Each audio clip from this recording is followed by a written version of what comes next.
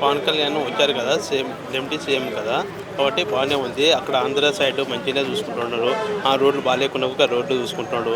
ఆ పబ్లిక్ గురించి బాగా అర్థం చేసుకుంటున్నాడు, ముందుకు వస్తున్నాడు, మంచిగానే ఉంది. ఓకే, కాకపోతే అక్కడ రోడ్ల గురించి ఒక మన పబ్లిక్ ఎలా ఉంది ఏంది ఎటువంటి ఇబ్బంది అయినా సరే పవన్ కళ్యాణ్ అనేది ముందుకు వస్తున్నాడు అనమాట. ముందుకు వచ్చి అలా అవసరాల కోసము అంతా ఓకే ఫైన్ బాగానే చూసుకుంటున్నాడు, మంచిగానే చూసుకుంటున్నాడు, మంచిగానే ఉంటుందన్నమాట.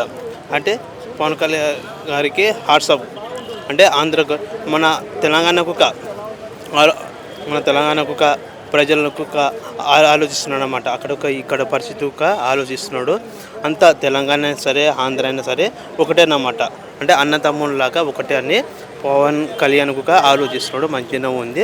కాబట్టి మన తెలంగాణకు రోడ్లకు ఆలోచిస్తున్నాడు. గ్రౌండ్ లెవెల్లో ఇప్పుడు నారా లోకేష్ కూడా బాగా చేస్తున్నారు.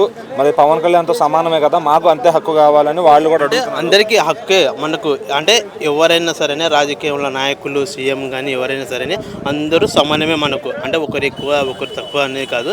మనకు కావాల్సింది పేదవాళ్ళ కోసము ముందుకు రావడమే మనకు గొప్ప. మనం గెలిపించుకోవడం ఎందుకోసం అంటే మనకు పనులు చేసే వాళ్ళే మనకు కావాలి. ఇప్పుడు నారా లోకేష్ గారు కూడా నాకు దీనిపైన ఏం ఆశ లేదని చెప్పారు.